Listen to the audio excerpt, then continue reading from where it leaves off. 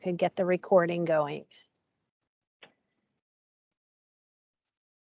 All right, good afternoon, everyone, and thank you for joining us today on the webinar about the Connecticut SAT School Day. My name is Michelle Rosado, and I work at the Connecticut State Department of Education. And I'm joined by my colleagues, so I'm going to let them introduce themselves. So I'll start with Deirdre. Good afternoon, everyone. I'm Deirdre Ducharme, and I work with the assessment team on the Connecticut SAT School Day, and my hope is to continue working with each of you on behalf of your students with English learner supports and accommodations. Thanks for joining. Dave, you want to introduce and then we can go to College Board? Yeah, hi, good morning, everyone. Abe Christ from the Performance Office. Thanks for taking the time out of your day to attend. Thank you. Adrian. Hi, everybody. I'm Adrienne Cupper. I work at the College Board and I support the Connecticut SAT School Day Administration. Good morning, everyone. My name is Keisha Smith. I also work at the College Board and support CSDE for students that will be testing with accommodations for SAT School Day. Good morning, everybody. My name is Jen Wolfelda. I work with Adrian on Adrian's the State Operations and Contract Management team, and I'm here to support the needs of the Connecticut SAT School Day today as well. Great, thank you, everyone, and thanks to College Board and also my colleagues. We couldn't get through this. I couldn't get through working on this project without you, and also for you on the call. Thank you so much, school administrators, school counselors, educators, SD coordinators, all of you. Thank you so much for the work that you're doing. I know you are overwhelmed with things this year, and we really appreciate all the extra effort it's taking to get this online, to get your students to the digital platform. We think it's going to be worth it. You're going to be happy when it's over and you don't have to return any materials and you don't have to count everything 20 million times like you normally do. So thanks for attending. And if you have questions, pop them in the chat, and we are recording this session and it will be posted to our website. And I will send an email out to you when that session is posted. Additionally, copies of these slides are included in the file section of the Teams meeting for you to download, and we've also put them in to post them on our website as well. So just to let you know on how this webinar is structured, and here's our contact information. Right.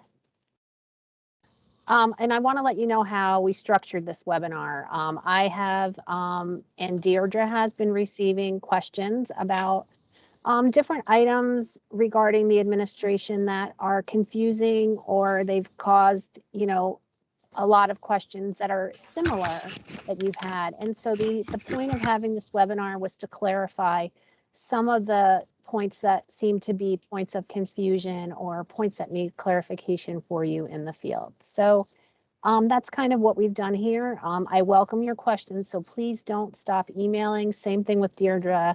Send us your questions. We'd rather you send them than for you to be wondering what you're supposed to be doing, or for you perhaps to take the wrong path and waste time. So please continue to email those questions. So anyway, this should not come as a surprise, but here's the test dates. We're coming up on that. We've got about 2 weeks.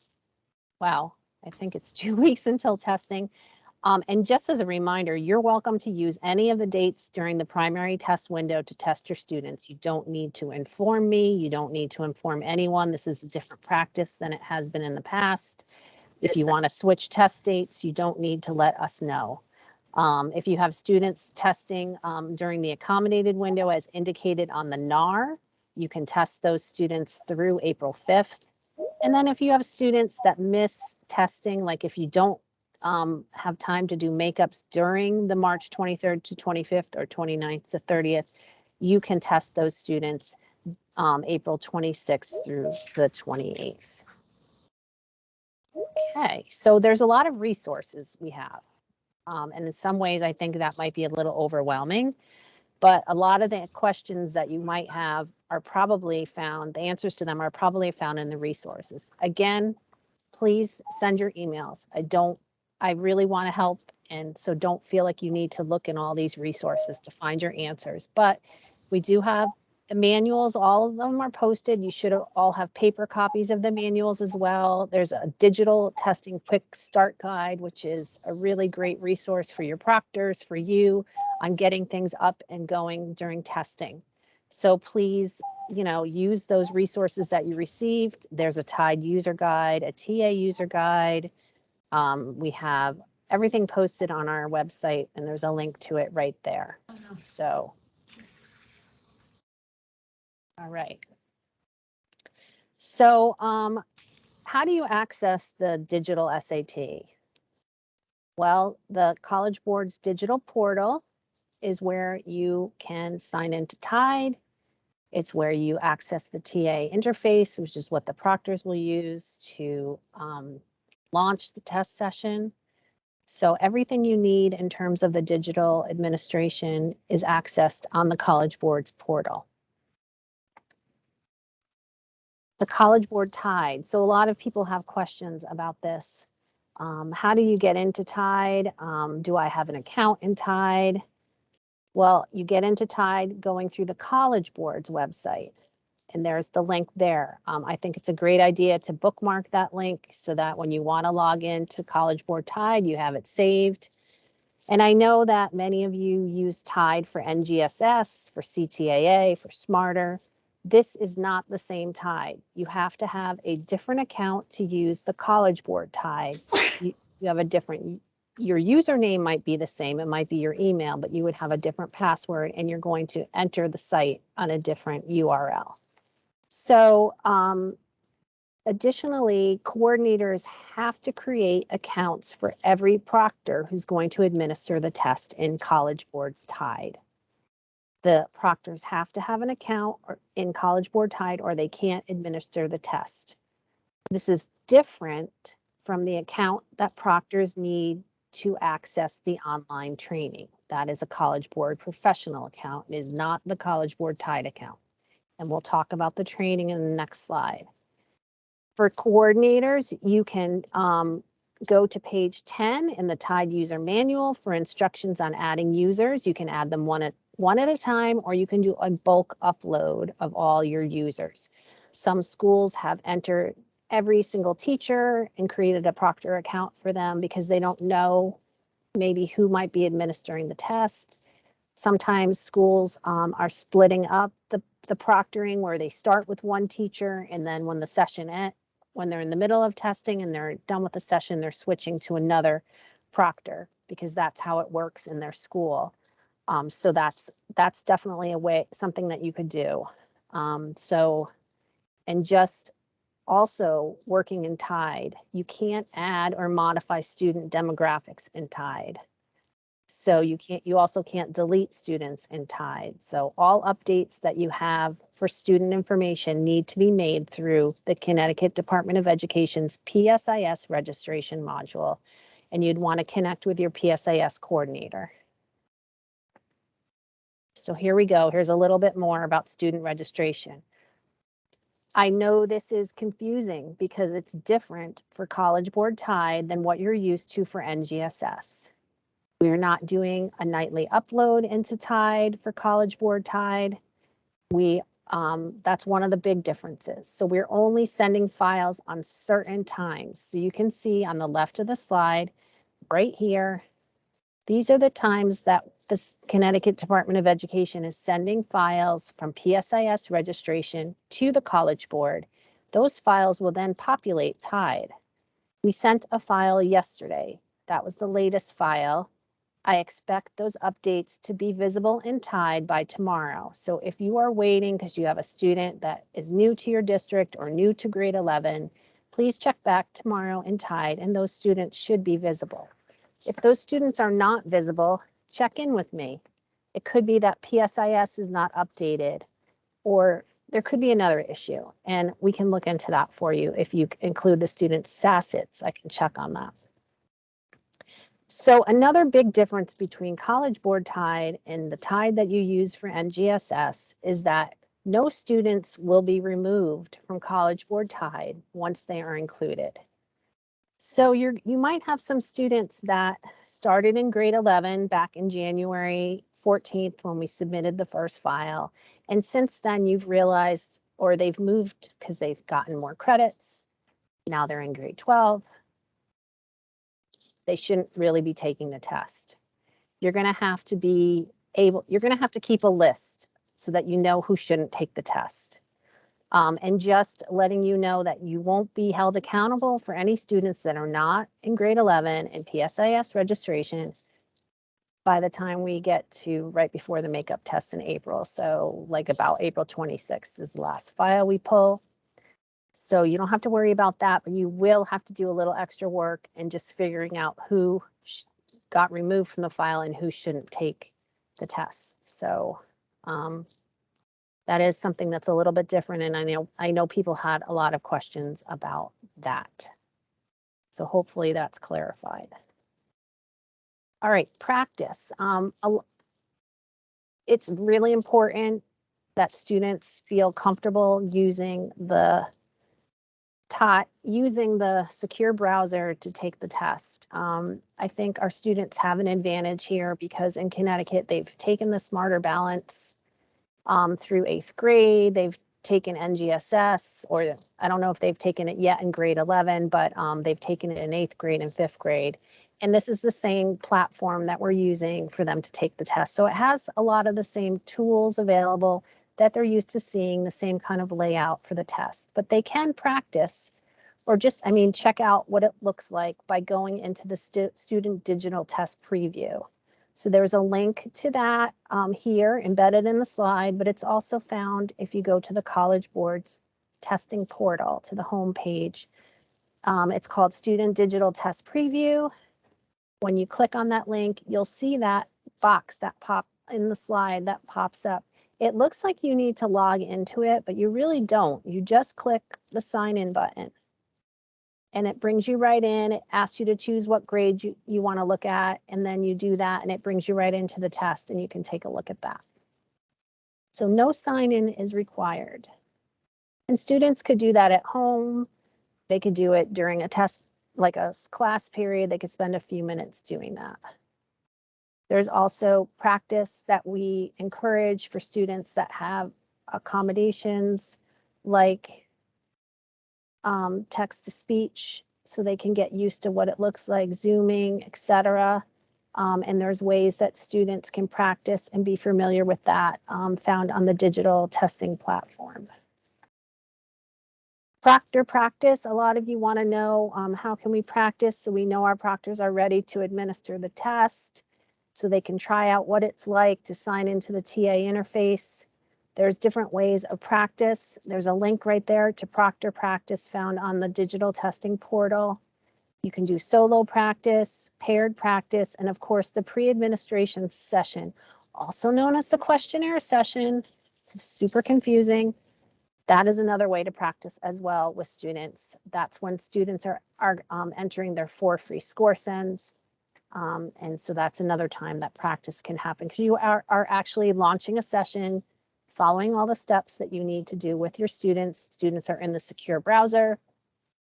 Proctors are in the TA user interface. Okay, training. I'd say the thing that's probably the most confusing about the test coordinator training as well as the proctor training is how you access it. So you have a Tide account. Your proctors probably have Tide accounts. But you don't access training through Tide. You access training through the College Board's website. You have to have a College Board professional account. Test coordinators do not create accounts for proctors. Proctors would create their own account on the College Board website if they don't have a College Board professional account. So there's some steps there. You always have to choose March 23rd when you get into the training. You can access the training through your dashboard. That's what the screenshot there is. That's how you would access the training. There's 3 modules. If you're the test coordinator, that we ask that you go through them. Tide training test coordinator, and proctor. And of course, all proctors need to review the proctor training prior to administering the test. You can do the training for the proctors as a group. If that's easier, that's perfectly acceptable. Okay, so the pre-administration session or the questionnaire, even though it really isn't the questionnaire that we're doing in Connecticut, so I know that that's confusing. Please use the questionnaire instructions that you received in your shipment of materials. We have a one-page instruction. We are not doing the extended questionnaire. We have student privacy laws in Connecticut, and we're not allowed to have students participate in the questionnaire. We never have done it that way. For those of you that remember doing the test on paper pencil in previous years, we've never participated in the questionnaire, but it's confusing because there's directions in your manual for both methods of the questionnaire. You don't need to get parental consent because we are not doing the questionnaire. Students will simply be answering 2 questions and they will have a chance to enter their 4 free score sends. If you have students that don't plan to send scores, then they don't need to participate in the questionnaire. You can still have them do this if you're having everybody do the pre-administration in order to let them be familiar with what it looks like in the platform. That's fine. It might show up that they've only completed 50% of the questionnaire if they don't submit scores. Again, that's fine. We are not worrying about whether they do the questionnaire or they don't do the questionnaire or they do 50%. We're not concerned about that. We're concerned if they actually complete the SAT, but we're not concerned about the questionnaire. You can do the questionnaire beforehand. You can do the questionnaire afterwards, after they finish testing if they want to send scores. So I think that those were the big things about the questionnaire. Some of you had questions about what script to follow. So if you're doing it after the test, you start on page 29 of the standard manual, and then you can see if you're doing it before, you would start on page 8. And some schools have told me that, and this seems like kind of a best practice if you have the time to do it. They have one student do the pre-administration session with them before they try it with the rest of the school. Then that kind of let them know what kinks there were and what questions they had to ask of me before they put it live to everyone. So that might be something, if you have time, is to grab one student and have them do it with you so you can see. All right, so creating accounts for Access and Tide. If you are the test coordinator, you have the role of DA, or you should, in Tide. If you don't have an account in Tide, reach out to me so that we can get that set up ASAP. But you need that account in order to create proctor accounts, and every proctor needs to have an account in Tide in order to administer the test. And so I think I talked about that before, but you can, there's instructions on how to set up the proctor accounts in the Tide user manual beginning on page 10. All right, so you can see that there's only 2 types of accounts that we have in College Board Tide. So that's different from NGSS. There's different roles in NGSS Tide than there are in College Board Tide. But for College Board, we only have 2 roles, the role of the DA and the role of the proctor. And you can see the different tasks that those roles allow.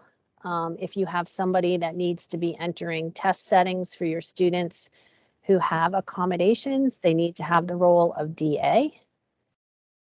So hopefully you've gotten rolling on putting those into the system, because students need to have those test settings set in order to have the accommodations for test day. The use of rosters in Tide is optional, but sometimes it can help to organize. You can use whatever kinds of rosters you want to do. Whatever is easier for you, that's what you should do. And as I said, proctors must have an account in College Board's Tide in order to administer the SAT.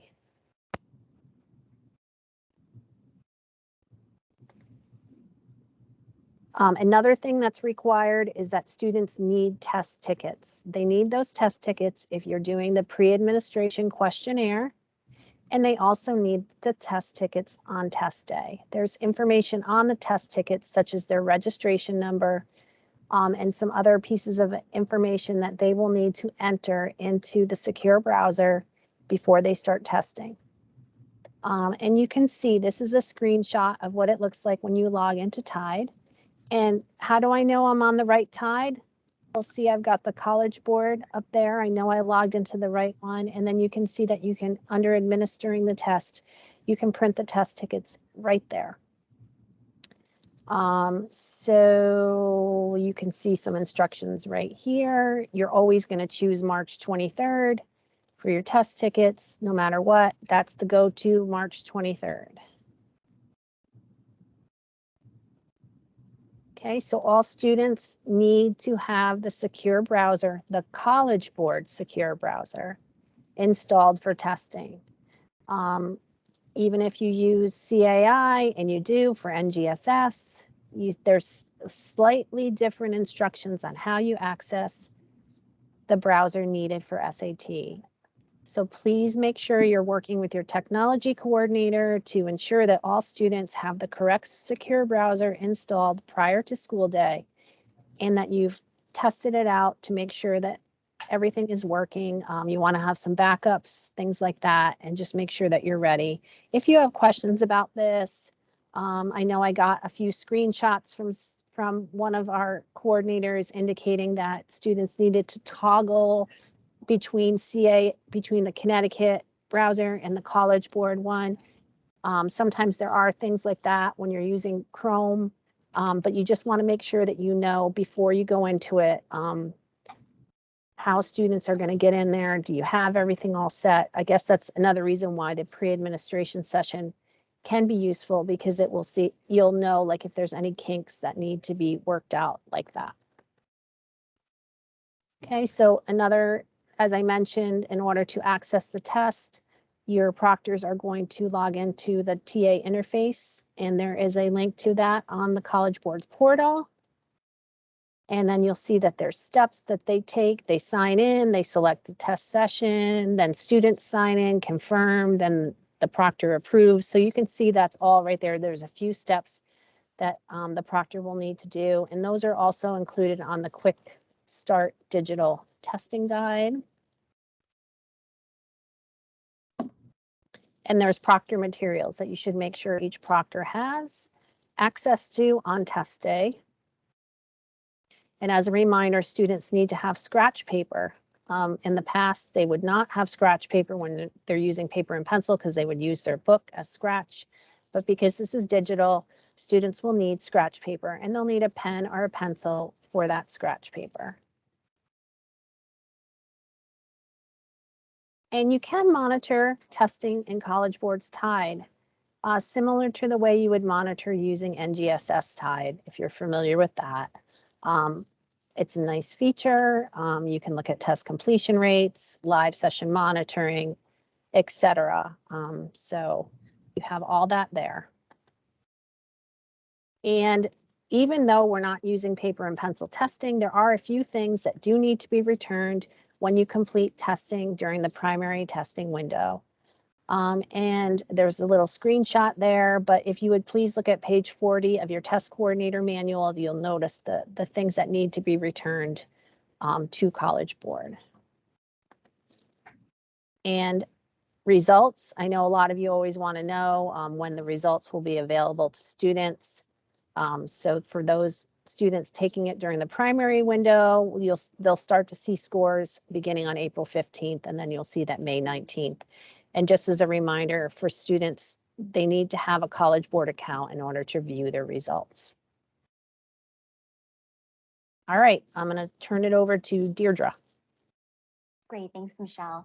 I'm going to take a couple of moments just to orient you to some considerations as you plan for digital testing with all of your students, and orienting them to the available universal tools provided through the test delivery interface.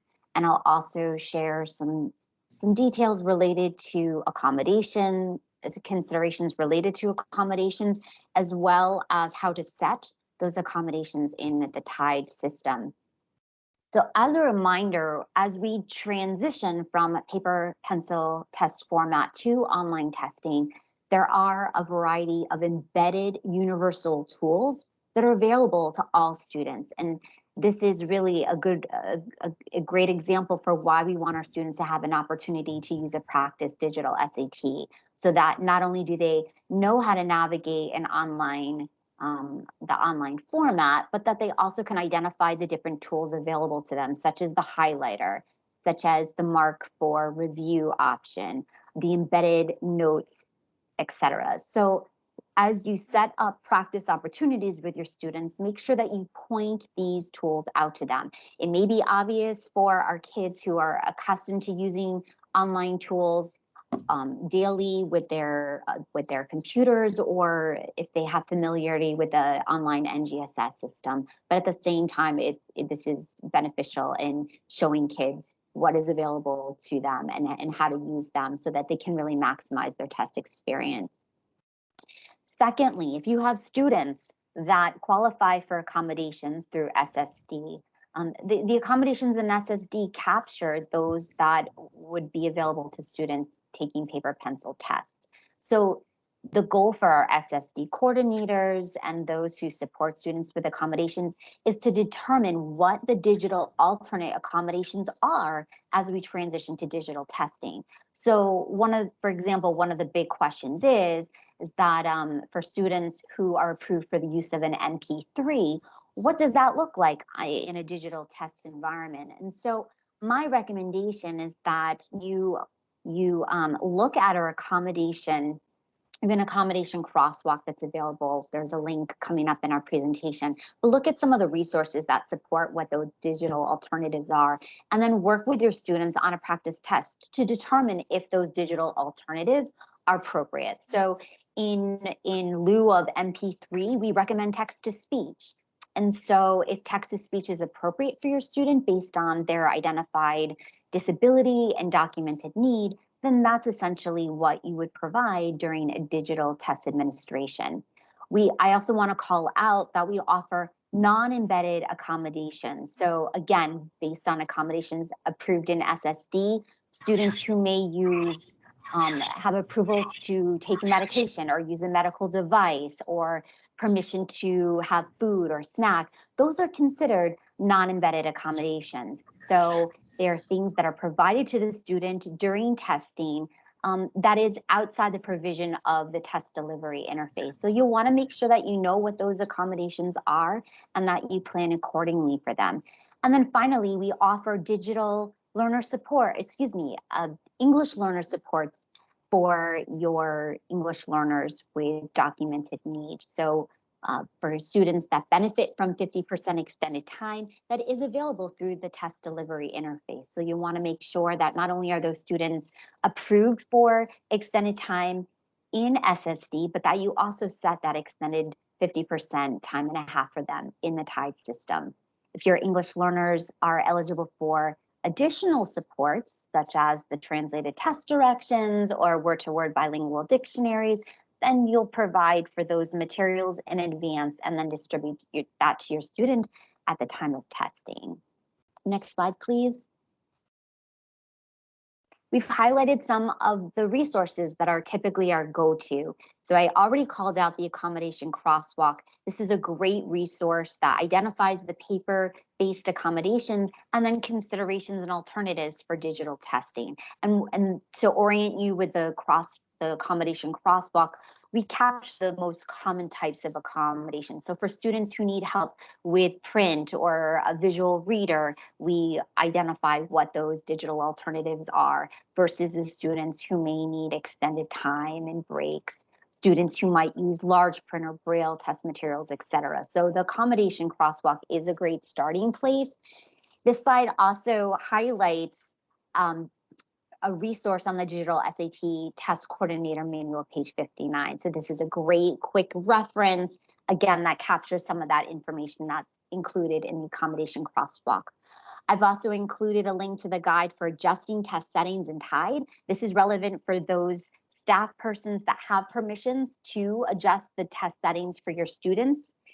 And I've included the Connecticut SAT School Day Accessibility Chart. This is really a basic starting place that delineates the universal tools available to your students versus the embedded and non-embedded accommodations available through the test delivery interface.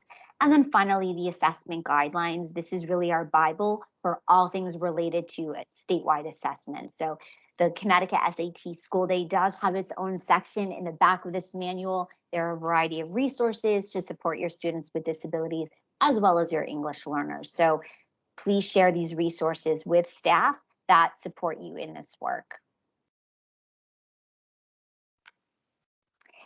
We're getting a lot of questions about paper test booklets. So as part of the Connecticut contract, with the College Board, we are transitioning to a fully digital assessment for spring of 22. There is no preferred alternate, if you will, to taking a paper test booklet, unless you have a student with a documented need based on a 504 or an IEP. So there may be circumstances that based on your student's identified need, that the digital assessment does not provide the appropriate access. So for example, while we offer embedded Braille support, such as refreshable Braille, you may have a student that requires Braille material that cannot access the embedded alternative.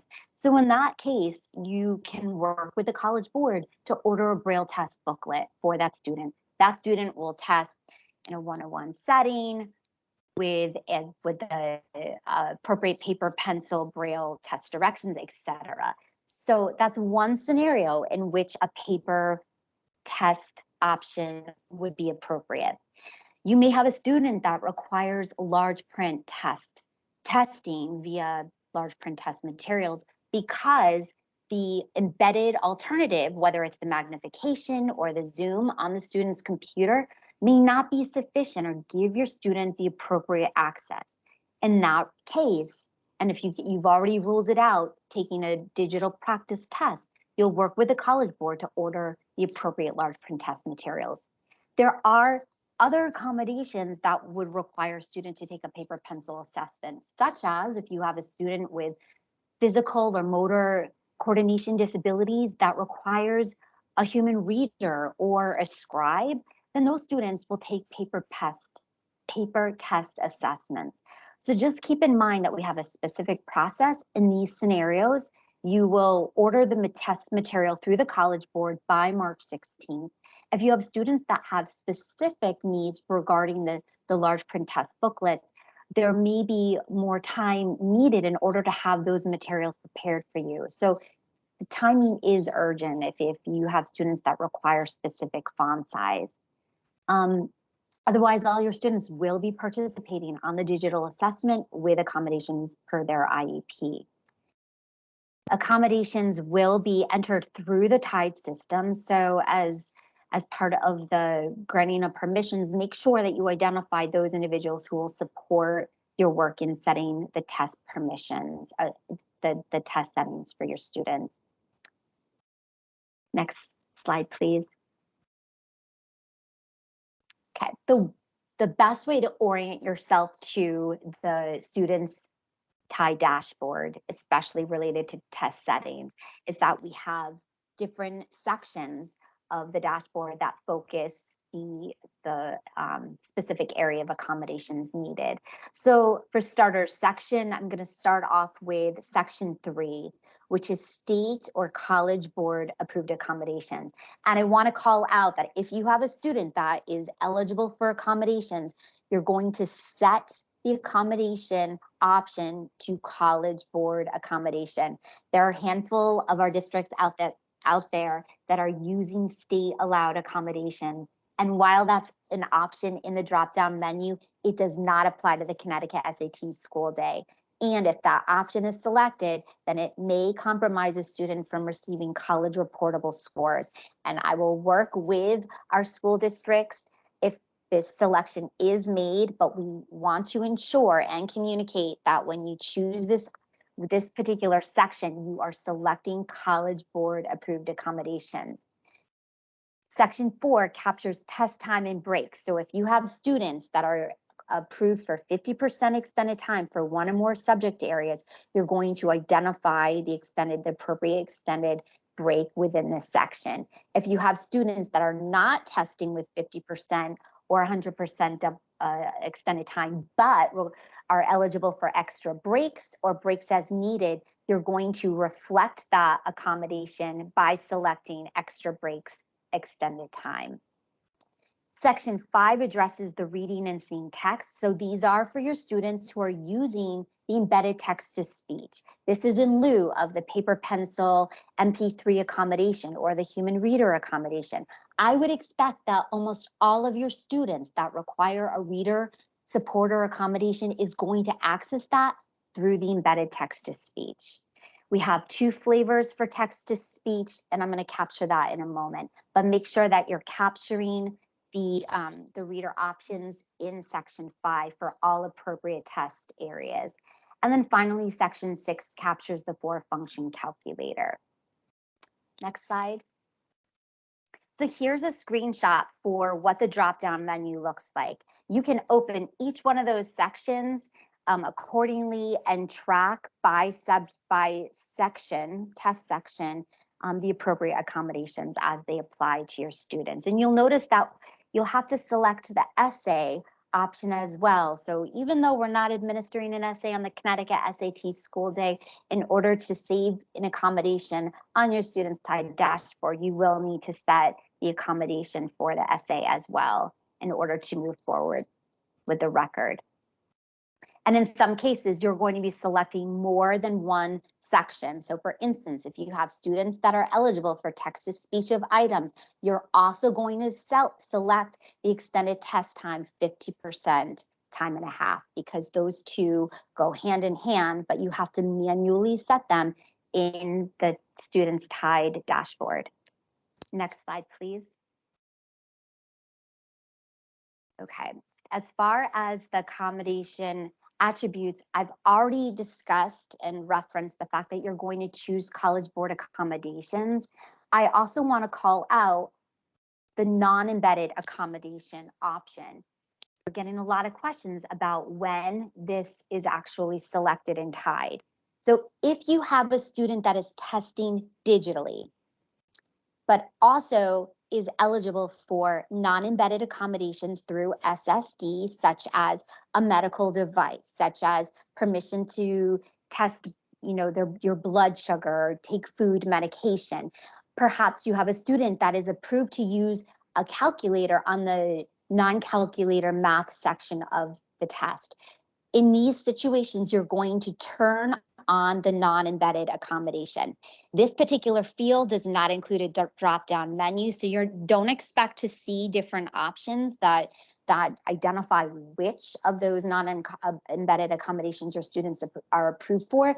But keep in mind, this is a yes or no field, and what this does is it not only informs the College Board that the student is testing with non-embedded accommodations, but this also will be a flag for your test proctors and to help with planning, so that you know that you have students that will require additional material on test day.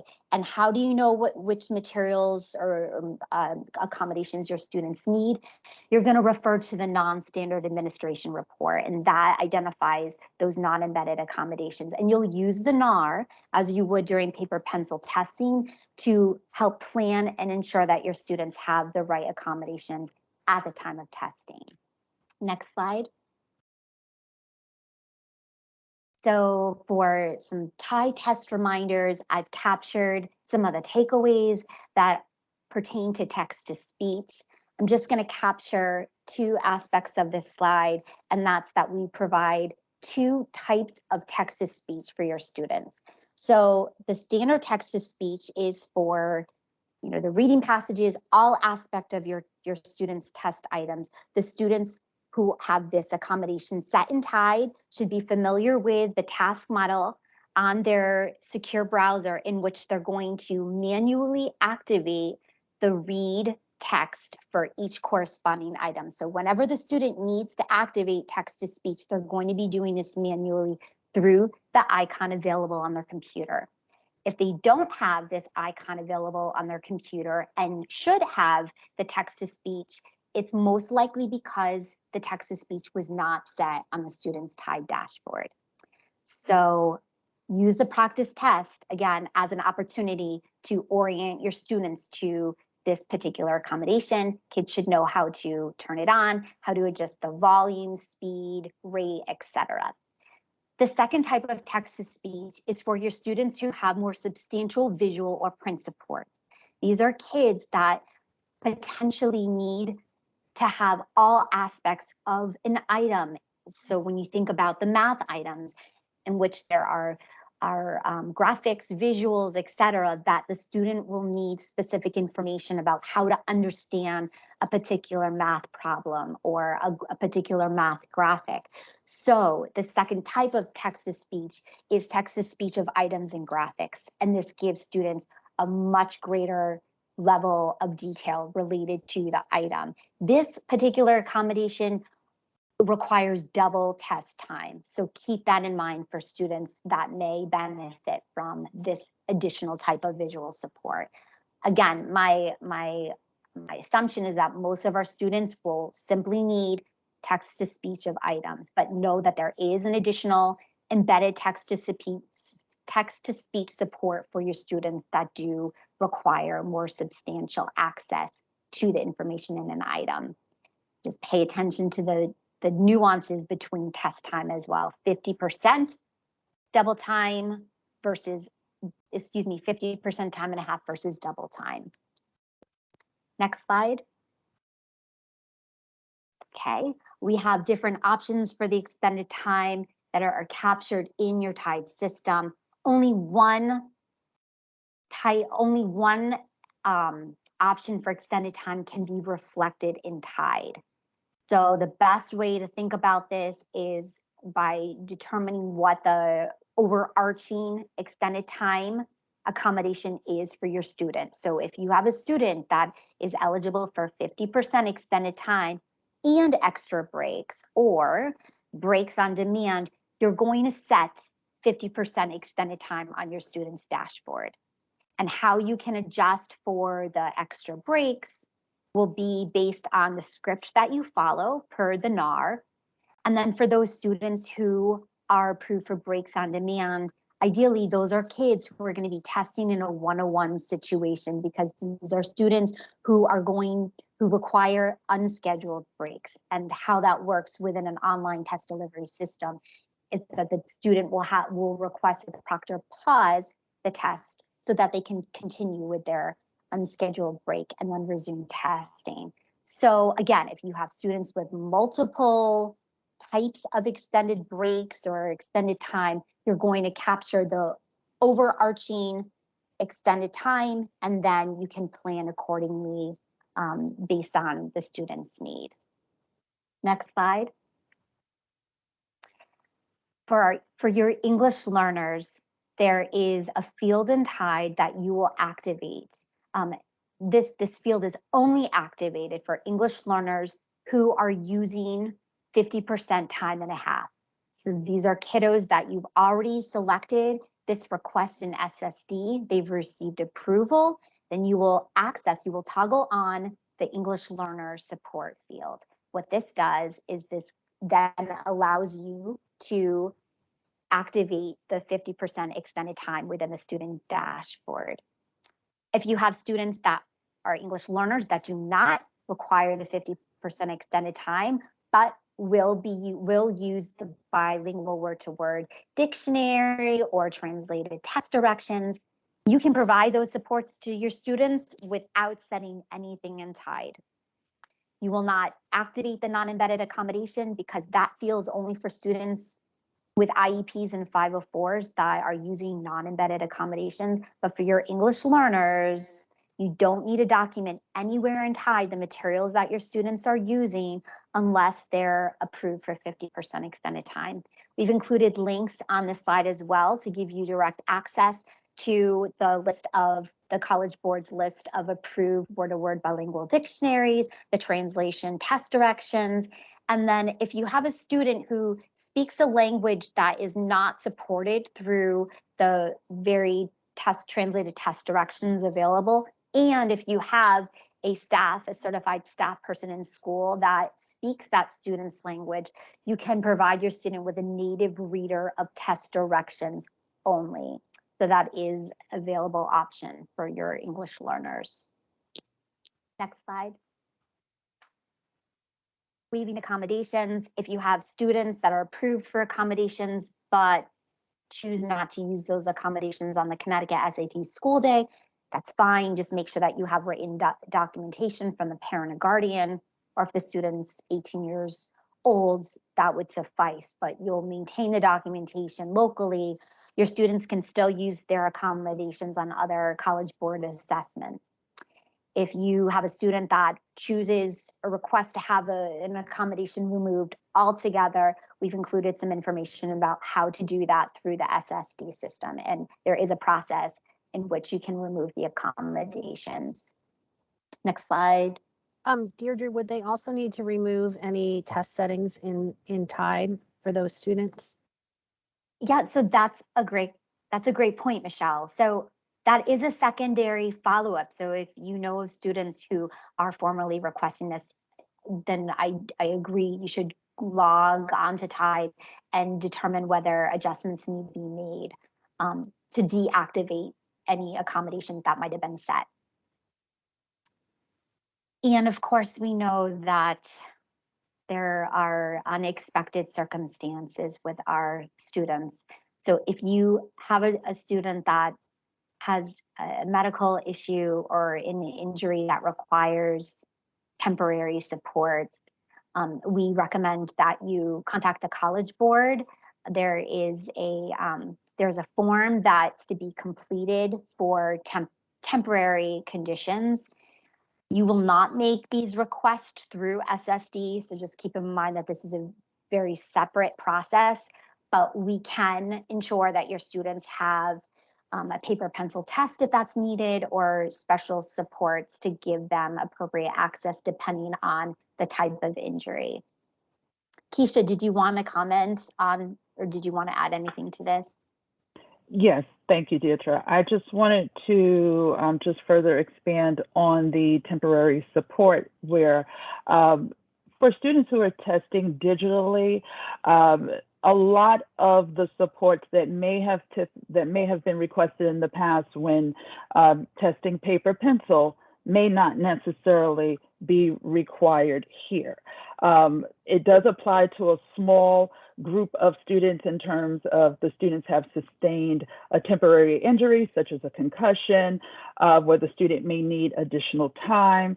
The student has a broken arm, for example, or a sprain, and they may have difficulties with, selecting their answers on the keyboard.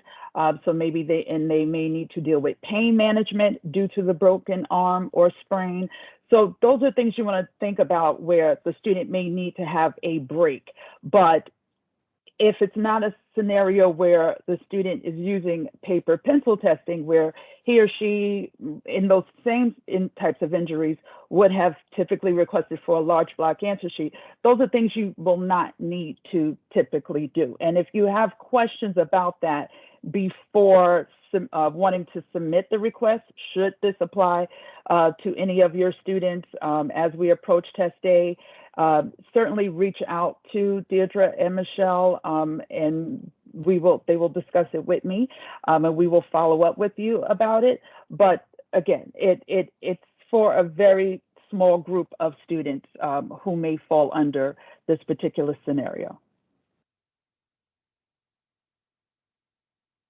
Thank you. That was a lot of information, but I'm hoping that we've clarified some of the things that have been confusing. Perhaps we, weren't clear in our messaging to you. And so thanks for keeping up with us, and thanks for reading all those emails that I keep sending to you. Additionally, if you have, specific questions, I'm happy. I know Deirdre is also happy to meet with you one-on-one. We can do a phone call. We could do a Teams meeting. If you had specific questions, feel free to reach out. And I know the questions have been going into the chat, and Adrian, Keisha, and Jen have been handling those for us, hopefully keeping up with everything. And I know we have a couple hands raised, but before we go to that, again, I just want to thank you so much for all the work that you're doing on this. And also thank you for all the work that you've been doing for the families and the students showing up for work. Thank you so much. So anyway, let's see. I know that Diane has her hand raised. So Diane, you want to ask your question?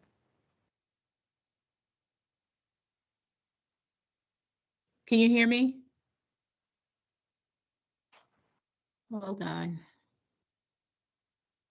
Yeah, we can hear you. Go ahead, Diane. No, we can't hear you. I thought you were. Okay. How Now about we now? can. Yep, go ahead. Great. Yeah, Beginning of the meeting, I'm wondering if this is going to be online. Are you going to send out this link so I could watch the beginning? Because we were dismissing our students at the time that the meeting started.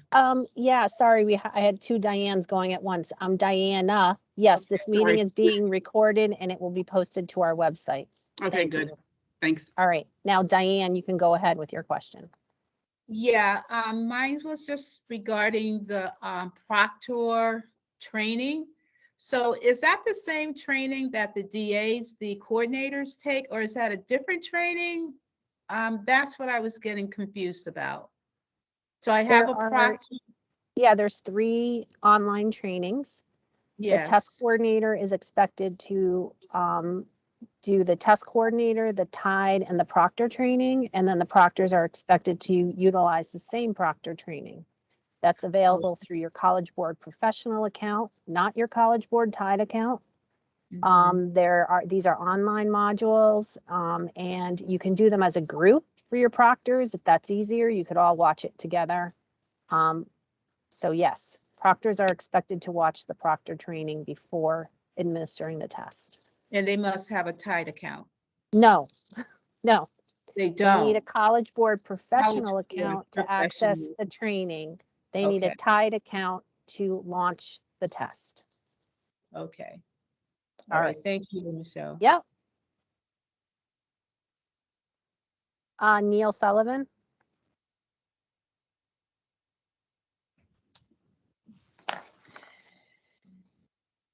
Excuse me, this is Neil Sullivan. Can the SSD coordinator also proctor an exam in need of emergency?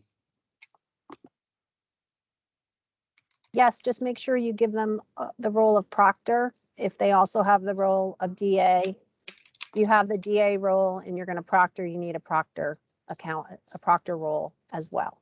So yes, they can. Thank you.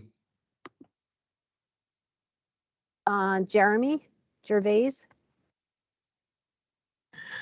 Hello, thank you. I thought I heard you say something in regards to students who have the MP3, the text-to-speech accommodation approved, that they should also receive time in 1/2 automatically, or double time, or what was that in reference to? Thanks, Jeremy. So for students who are approved for reader accommodation, because of the format provided to that student, time consideration is part of the accommodation. So historically, for students using MP3 on paper pencil testing, they would use, they qualified and were approved for extended time. So that's not a separate accommodation that you would have to request. How that translates to digital testing is that for students who are using text to speech, those students are eligible for the 50% extended time. And that's because of the nature of the accommodation. So they're hearing the text being read to them, they're tracking, they're following the text through the highlighted features that correspond with the provision of text to speech. So additional time is warranted. So for your students who are approved for text to speech, you will set 50% extended time for them in the TIDE system as well. So these are kids who are using extended time If you have a student who requires additional time, or for those kids who are using text-to-speech avoidance and graphics, that's a substantial amount of cognitive load that the student requires to access the test. So we approve those students for double time. And again, you would set that double time appropriately in Tide. Does that Deirdre- answer your question? Yes, thank you. Okay, Sure. Deirdre, Keisha? I also wanted to point out, because I know this question has come up a couple of times in the chat, that we just want to call out that, as Deirdre had explained it, that is the timing that we are recommending for the student to use on the test. However, when testing the students in the digital mode, it does not automatically default. So the timing in terms of the read text, which is 50, or read text and graphics, which is 100, it can be determined at the local level, but the important takeaway, as Deirdre stated, is that 50% versus 100, it's going to be, you know, a larger amount of time. The 100% will change it over to testing for 2 days. So if that applies to your student, that is fine, but just be aware of not only the amount of time that it becomes 2-day testing, and look at it based on the individual need of the student. So that is, you know, it's a flexible option that is allowed in the digital mode, but just to be aware that it will not automatically, when you're doing the settings, it will not automatically take you to 50%.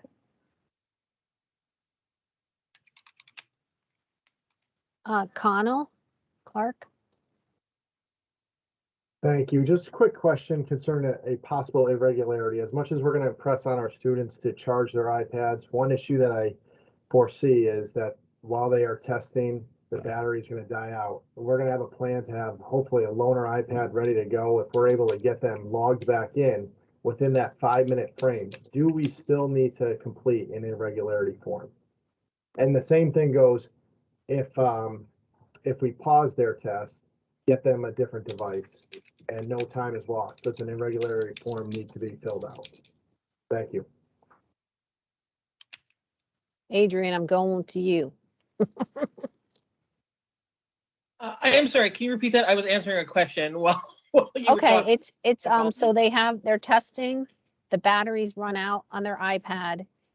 And they go get them another iPad, or they have one ready, they pause the test. Do they have to fill out an irregularity report in those kinds of situations? Oh, that's a great question. I believe, give me 1 second. I'm gonna confirm this. I think yes, but let me confirm this. All right, we'll get back to you, Connell, and then Kyle. Go ahead. I just had a question about doing practice sessions with kids, and was wondering if we could use the same kind of practice in the sandbox that we use with proctors pairing up, if we could use that with students also.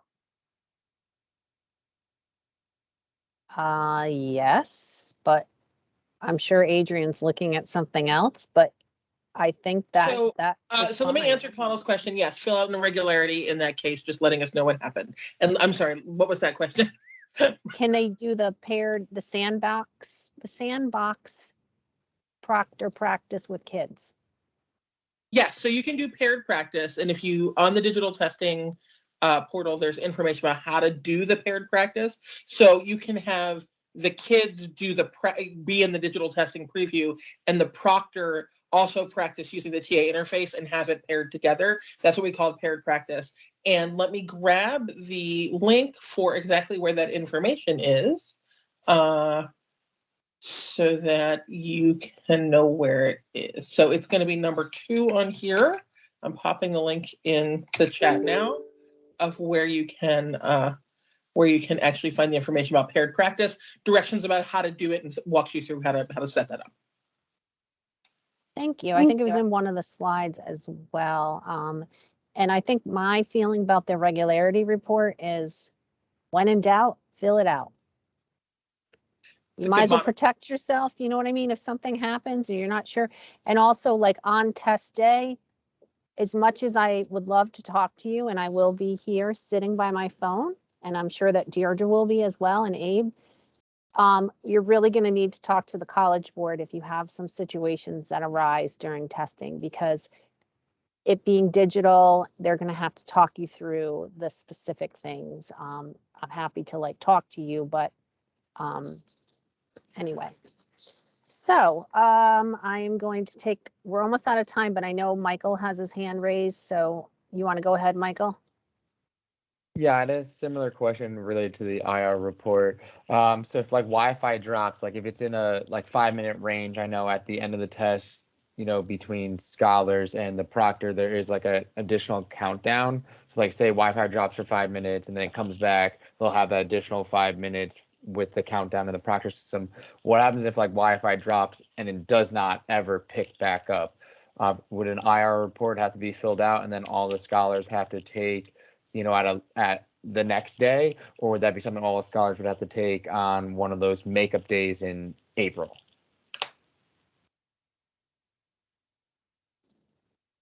Adrian, did you hear that about Wi-Fi if it drops at the very end of testing? Now, I'm trying to understand, Michael, do you mean that they're done and there's just that buffer 5 minutes, or they never even make it to the buffer 5 minutes and it drops and never comes back? Never makes it. So say like something happens, like they're, you know, 20 minutes into the reading test and all of a sudden Wi-Fi drops and it never picks back up. You know, obviously they wouldn't be able to continue testing. Then would they be able to test that second day, or would we have to fill an IR and then wait till April to test? So if you have a situation where, yeah, like you're talking about, like the Wi-Fi drops, you can't get back into the test, the kid can't complete the test, you can have them test on the makeup if you want. If you'd like them to test though in another day in the primary testing window, so let's say this is March 23rd, this happens, you want to try on March 24th, call customer service, let them know that you had this issue, and they can kind of reset things so that you can test on another day in the window. So you could test on the 24th or the 25th, but you'll need to call customer service and they can help you and reset that for them. Okay, cool. And then still fill out the IR report along with that, or do you think at that point in time? They'll likely need to have documentation of that so that it's clear why we have essentially 2 tests started for the same kid in the same window, you know. Perfect. Thank you. All right, I'm happy to keep going. I know we said we were going to end at noon, but I'm fine with taking the questions, and I see there's a couple more hands. So Jessica, go ahead. I just got your email with the alternative school codes, and I checked my Tide, and my alternative kiddos still have the same high school code. Is that going to change, or do I need to do anything around that? No, but I don't think those kids are visible yet. We so for everyone on the call, we did an updated file. We submitted it actually yesterday. It was later than we thought we were going to do that. So I expect that if you had updates that were made through PSIS since February 18th, that was our last file, you should expect to see that reflected by tomorrow. So check back in. Jessica, if you still see something that doesn't look right, shoot me an email and I'll look into it and see what's going on. The alternative school students should have a different AI code. They should, and those students that are assigned to that program in PSIS should show up under that AI code tomorrow, and you should also have access as a DA to that other program under your account. Thank you. And if you don't, then just send me an email afterwards. I'll figure out what's going on. Okay. Okay. All right. Garfield? Yeah, this is a quick question. If you could just elaborate on the group proctor training versus the individual proctor training, since I believe the proctors need to have a professional account, but you did mention something about doing a group proctor training. If we want to do that, we could do that because we have like 150 teachers in our building. So what would that look like? You could launch the proctor training, Garfield, from your computer, and if you're doing it you're working together in a room doing training for everyone, you know, just project it onto the screen. Everyone can watch it together. That way, if people have questions, you can all handle them all at the same time, and that's perfectly fine. But just making sure you know that you also need to assign the proctors an account in Tide in order for them to be able to administer the test. It's separate from the training. I know it's confusing.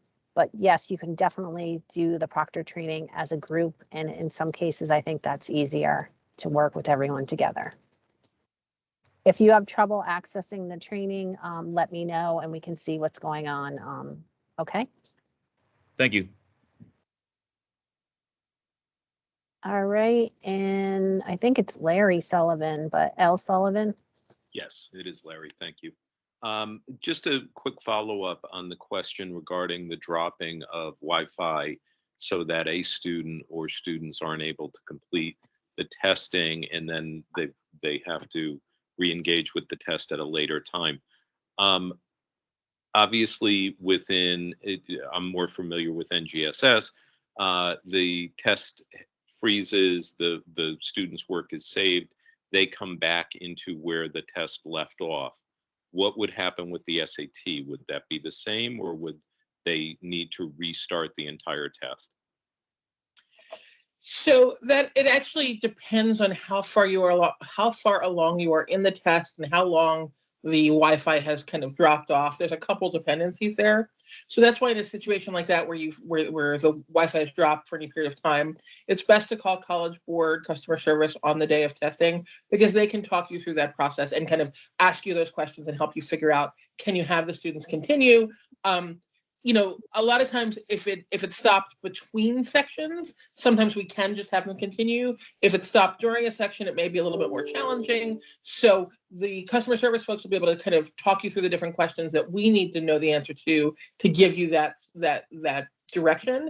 But after you do that, they'll let you know, if you can have kids continue testing, if you need to have them kind of restart. And if you do want to have them restart later in the window, as opposed to waiting to make up, they can then help you with that as well.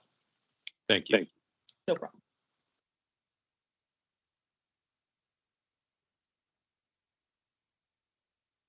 Okay, I see that there's more questions coming into the chat, but I don't see any more hands raised. But I think we've kept up with the questions that are in the chat, right? Adrian, Keisha, Deirdre, Abe. We were busy answering questions. I think we got to just about everything, at least some of the stuff that came in just now, we may not have gotten to, but the stuff earlier, I think we got to.